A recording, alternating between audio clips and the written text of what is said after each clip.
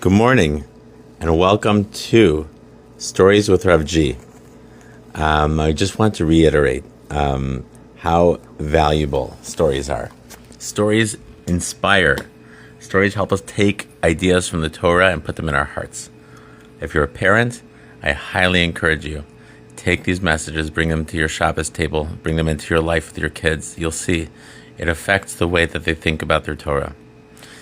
If you're a kid, I hope that this helps you. I think kids usually know this more than parents do and feel it. That when I hear a good story, it helps me remember something, helps me think of something.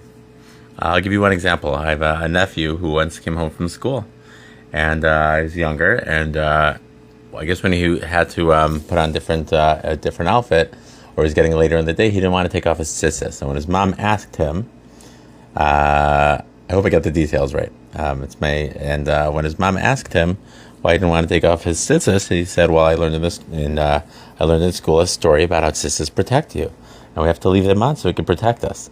And my sister, she told me the story, and you see how you can learn about tzitzis and its value all the time, but when you learn about it from a story, it can change your life. Okay, so we're going to learn about a very special tzaddik, a Sephardi tzaddik known as Rabbi Yisrael Abuchatzera, also known as the Baba Sali. The Abuchatzera family was a very, very holy family with a lot of great tzaddikim, and the Baba Sali was one of the greats from that line, and his stories are incredible. Literally, Baba Sali means the grandfather who would pray, the grandfather who would daven. And so here we go. So story number one is called Hiding His Greatness. Baba Sali's excellence in Torah learning was astonishing. When he was 13 years old at his bar mitzvah suda, he gave an extremely deep drasha that he had prepared himself. Immediately after his bar mitzvah, he joined the yeshiva that his father, Rav Masud, led. Despite his young age, Baba Sali took upon himself the yeshiva's very strict schedule. As a young boy, the day began for the Talmidim at Chatzot, at midnight, the middle of the night, not the 12 o'clock midnight, the midnight according to halacha. That's the exact midpoint between sunset or nighttime and sunrise. When they awoke, they washed their hands and recited Birkos HaShachar.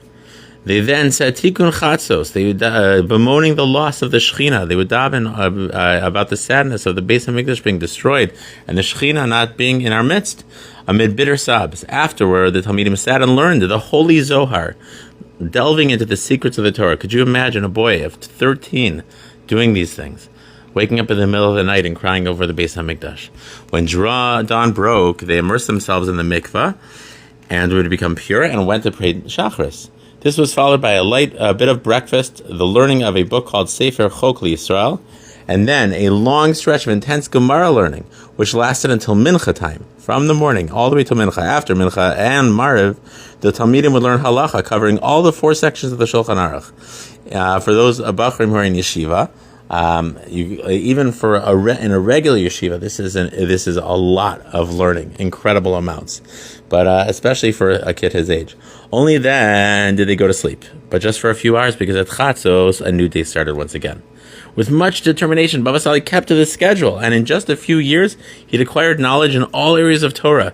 He was fluent in the Masechtos of Shas, the Gemaras, and had been taught by his father the halachas of Shechita, of Mila, and writing Kisvei Kodesh. Shechita is making an animal kosher. Mila is the bris Mila, and how to write like tefillin and Torahs and things like that. We take it for granted often that we have kosher meat in stores that we can buy, and that there's mohels all over the place that can give a bris, and you also have what's called Kisvei Kodesh. You could buy tefillin from a sofer and mezuzahs and all these things, but back in the day when it wasn't so easy to just order from a different city or this like widespread, we have lots of Jews here who could do this and there. It was very, very important, these 3 skills, because they were the skills that were needed for Jewish life. And so it makes sense that the children were learning these halachas so that they could actually take care of an entire community almost by themselves. As the years went on, Baba Sali's tremendous diligence only grew more. As to the Kabbalos he accepted upon himself in order to further his personal development. As great as he became, he always tried to hide it from others. For this reason, he didn't give shiurim or relate his chidushei Torah, his ideas, in public. Even on Rosh Hashanah before Tikiyas Shofar, after they blew the shofar, when he had to stand in front of the shul and deliver divrei chizuk, words of inspiration and musar, and pushing people to grow, Baba Sali would hold a sefer in his hand and read from it rather than give a speech by heart. In his deep humility, whenever Baba Sali had to give shiurim to the Talmidim in his father's yeshiva, he would tell them to please not write his chidushim down on paper. Once, when a Talmid decided to ignore the request and tried writing down the chidushim he heard from the Rebbe, from Baba Sali, he was shocked to discover that the entire shir had flown from his mind like a bird set free. It was almost like he forgot how to forgot what it said because he wasn't listening to the words of his Rebbe. Now, one thing I will say, we talked about using stories to inspire you and help you grow. When you learn about tzaddikim of this level, of Baba Sali, learning to grow like him doesn't mean that you should be waking up in the middle of the night. That's a very, very, very high madriga for a 13-year-old, and even for an adult, most don't. The idea is to listen and hear and to want to grow in your greatness in Torah and in knowledge and being able to be part of the community and pushing yourself a little bit harder in learning. Let's say you learn for an hour. What happens if you learn an hour in a minute? Let's say you on Shabbos you have a little bit of time with your dad. You learn 10 minutes of Torah. Or you help your mom, and it's like something I really don't want to do. The idea when you learn about young people like this who work so hard to push themselves, so you say, I'm going to push myself a little more. My mom asked me to pick up, 15 things. I'm going to pick up 25 things. I'm not even going to wait for my mom to ask me. I'm going to go pick up 25 things right away every day when I come home from school. There's so many ways to immerse ourselves in mitzvahs like this. And then finally, the message of humility of the Baba Sali was incredible. Such a big tzaddik, and he didn't need anyone to know. Everyone wound up finding out plenty. But he was very, very humble. The other person we know of that was so humble like this, even greater, way, way greater, than anyone, was Moshe Rabbeinu. The Torah says at the end of his life that he was the most humble person of all history, which is unbelievable. Here he was, he split the sea, he brought the Torah down from Shamayim, all these miracles happened from him, but he knew that it was all from Hashem. He knew it was all from Hashem. And he recognized it. And he was humble. He didn't need his name to be great. But it was specifically those people that received Torah in the greatest way. Torah is compared to water, and water flows downwards.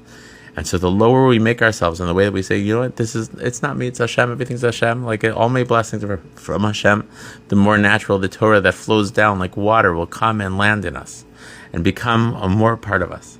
I bless you to have a good day, a Torah Dika day, a Avi Sheikhin day, a Tefillah answer day, a humility day, good middos day, and have a great Gishmak growth day.